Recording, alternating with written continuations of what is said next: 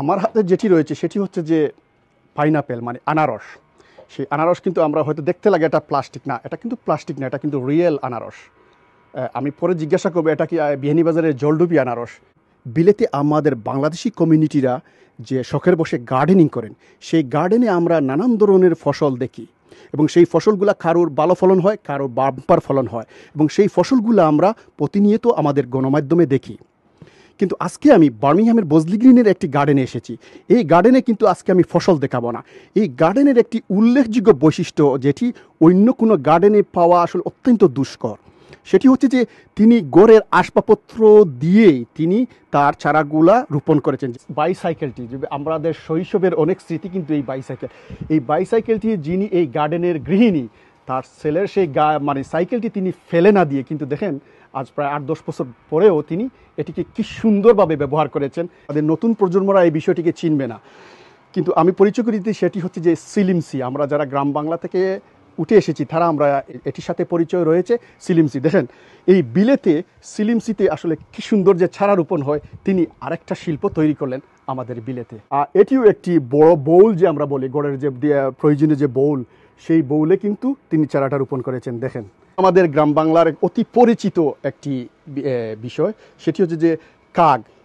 দেখেন আমরা কাকটা ব্যবহার করতাম আমাদের মুদি দোকানিরা, যারা আসলে এটিতে তেল কেরাসিন ঢেলতে যেটি ব্যবহার করতেন সেই কাকও কিন্তু বিলেতে এসে আমাদের বিলেতের গার্ডেনে কিন্তু চারা রোপণে কাজে এসেছে। এটি কিন্তু আসলে রাউন্ড বৃত্ত না, যদিও কালার করা হয়েছে। আপনাদের সাথে পরিচয় করে দিই, এটি হচ্ছে এটি বাইসাইকেলের মতো একটা চাকা। সেই চাকাটাকে তিনি কি সুন্দর কিন্তু টায়ার, সেই চাকাটাকে কিন্তু কি সুন্দরভাবে তিনি সাজিয়েছেন। যে টিস্যু বক্স, এখানে টিস্যু রেখে যে আমরা হাত মুছি বা টিস্যুগুলো ব্যবহার করি, সেই টিস্যু বক্সও তিনি ব্যবহার করেছেন। যে গৃহিণী আমাকে জানিয়েছেন এটি ওনার স্বামীর সেই প্লাস্টিক প্লেট, যিনি অনেক আগে এটিতে তিনি ভাত খেতেন এবং সেই প্লাস্টিক প্লেটটাও তিনি কিন্তু আজ ব্যবহার করেছেন। এটি হচ্ছে প্লাস্টিক জগ, এটার সাথে আর নতুন করে পরিচয় করে দেওয়া না। দেখেন আমি আগেই উল্লেখ করেছি যে আমাদের নিত্য প্রয়োজনীয় দ্রব্যাদি তিনি ফেলে না দিয়ে যে তিনি তার গার্ডেনে ব্যবহার করেছেন, তার আরেকটি নিদর্শন এটি হচ্ছে যে আমরা রাস্তাঘাটে কিংবা মার্কিং করার জন্য যে ব্যবহার করা হয় যে কোন, সেই কোনটাকে তিনি কি সুন্দরভাবে ব্যবহার করেছেন। দেখেন একটি ভালো ফসলও এসেছে, এটি হচ্ছে কজেট টায়ার, প্রায় তিনি 60টি টায়ার ব্যবহার করেছেন।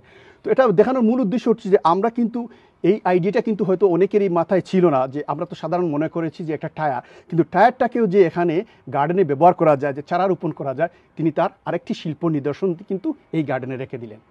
আমাদের টেবিল ক্লথ, আমরা তো খুব মনে করছি খুব সাধারণ একটা টেবিল ক্লথ, সেই টেবিল ক্লথটাকে তিনি সুন্দর করে একটি জুড়ি বানিয়েছেন এবং জুড়ির ভিতরে মাটি রেখে কিন্তু সেই গেন্দা ফুল রোপণ করেছেন। এই গার্ডেনের গৃহিণীর ওনাদের ছোটো বাচ্চারা কিন্তু এখন অনেক বড় হয়ে গেছে, কিন্তু সেই শৈশবের তাদের যে বাথটব, যে দেশে বাথটবে দিয়ে গোসল করান, সেই বাথটবটাও তিনি রেখে দিয়ে আজকে কিন্তু ওনার গার্ডেনেই ফসল উৎপাদন করেছেন। আমরা যদিও দেখছি যে আসলে খুব সহজে একটা টব, কিন্তু উনি প্রথমে এটি নিয়ে এসেছেন, তারপরে পাথর দিয়েছেন সারা চতুর্দিকে, সব দিকে পাথর দিয়ে তারপরেই কিন্তু একটি শৈল্পিক রূপ দিয়েছেন এটিতে। গ্রাম বাংলার যে ঐতিহ্য, আমাদের মায়েরা যে বাইরে যে মাটির চুলা যেটি ব্যবহার করতেন, সেই চুলাটি তিনি অত্যন্ত সুন্দরভাবে চারা রোপণ করেছেন।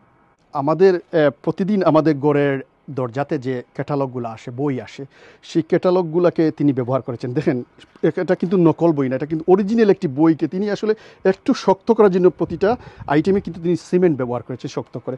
সেই একটি বই তিনি ব্যবহার করেছেন তার গার্ডেনে। গড়ের ভিতরে তাকে একটা আসবাবপত্র, যেটিকে আমরা অনেক সময় সাইড টেবিল কিন্তু টেবিলও বলে থাকি, সেই টেবিল কিন্তু তিনি তৈরি করেছেন। আর তার উল্লেখযোগ্য বৈশিষ্ট্য হচ্ছে যেটি হচ্ছে যে টেবিলের উপরে যে ল্যাম্পগুলো থাকে, সেই তিনটি তিনি দেখেছেন, তিনি সুন্দরভাবে সেই ল্যাম্প সাজিয়েছেন। এক্সারসাইজ মেশিন, যেটা আমরা এক্সারসাইজ করে এখানে যে পেডেল মারা হয়, সেই পেডেল দেখেন উনি পেডেলটাকে কি সুন্দরভাবে সাজিয়েছেন। এই পেডেলের উপরে যে আমরা হাত রাখি, যেখানে হাত রেখে আমরা এক্সারসাইজ করি, সেই হাতের জায়গাটা তিনি মাটির টব বানিয়েছেন। জিমের যে আরেকটি ইকুইপমেন্ট তিনি ব্যবহার করেন, সেটি হচ্ছে যে আমরা জিমে গেলে যে আমরা ওয়েট লিফটিং করি, এটা তো আমার পক্ষে তোলা সম্ভব না, সেটি হচ্ছে তিনি খুব সুন্দরভাবে সাজিয়েছেন। আরেকটি বিষয় আসলে খুব সুন্দর, যেটি আমি আপনাদেরকে না দেখালেই হয়, সেটি হচ্ছে যে তিনি কিন্তু এটা সম্পূর্ণ নিজের হাতে তৈরি করেছেন, তিনি কারো সাহায্য নেননি। সেটি হচ্ছে যে ছাতা, তিনি প্রথমে একটি ছাতা তৈরি করেছেন, সেই আমাদের চিরচেনা ছাতার হ্যান্ডেল কিন্তু মানে উডের হ্যান্ডেল, সেই ছাতাটা তৈরি করার পর তিনি সেখানে চারা রোপণ করেছেন। আমাদের যে চটের বস্তা, যেটা আমরা বস্তা বলে থাকি, তিনি সেই বস্তাটা তৈরি করেছেন। এবং আমি আগেই বলেছি যে এখানে প্রতিটা ইকুইপমেন্ট, প্রতিটা জিনিস তিনি আসলে কারো সাহায্য নেননি, তিনি নিজের হাতে তৈরি করেছেন। আপনারা দেখেন সেই বস্তার ডিজাইনটা তিনি তৈরি করেছেন এবং সেখানে দেখেন একটা রশি রয়েছে যে আমরা ধান কিংবা যে ফসল বড়ার পর যে আমরা গাইড দিয়ে যে আমরা বন্দি করে দেই, সেটিও তিনি তার নিদর্শনে রেখেছেন। টেবিল ল্যাম্প, সেই টেবিল ল্যাম্পটি তিনি নিয়ে এসেছেন তার গার্ডেনে।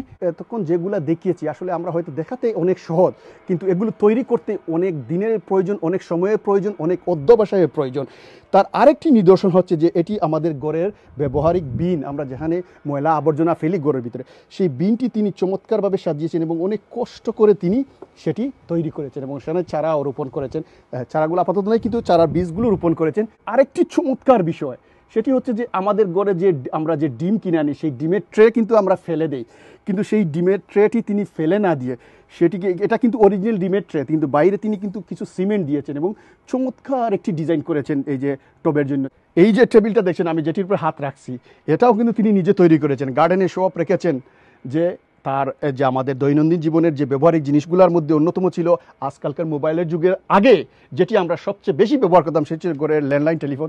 সেই টেলিফোনটাও তিনি এটির উপরে রেখে দিয়েছেন। এবং টাচ ল্যাম্প, আমাদের চায়ের কেটল, আমরা যেটিতে চা রেখে মেহমানদেরকে আমরা পরিবেশন করি, সেই কেটলটাকে তিনি কীভাবে সুন্দরভাবে ব্যবহার করেছেন।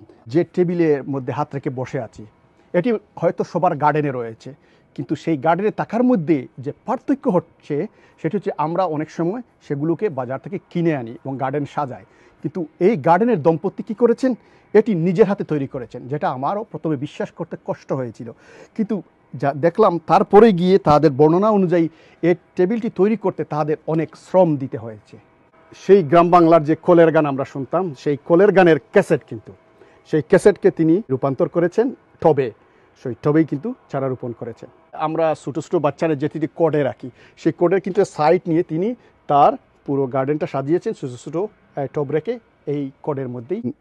এই যে আপনারা একটা ব্যতিক্রমধর্মী গার্ডেন উপহার দিলেন আমাদের কমিউনিটিকে, আপনারা কমিউনিটিকে কি মেসেজ দেবেন? মেসেজ একটা দেখা মানছে কিছু সময় সব আমরা ব্যস্ত থাকি, কিন্তু গার্ডেনও একটু কিয় করলে নিজের একটা আরাম আর একটা শ্বাস লওয়া যায়, বালা একটা অক্সিজেন মিলে, মাইন্ডও মিলে। গার্ডেনে আমরা দেখেছি যে 20 বছর আগেরও আপনার ছেলেদের অনেক জিনিসগুলো আপনি গার্ডেনে নিয়ে এসে ব্যবহার করেছেন, আসলে এগুলো আপনি রেখে দিয়েছিলেন, আজ কাজে লাগিয়েছে। এই আইডিটা আসলে আপনার কিভাবে আসলো? মাইন্ডে থেকে আসছে গার্ডেন করার জন্য, শখের গার্ডেন করার জন্য।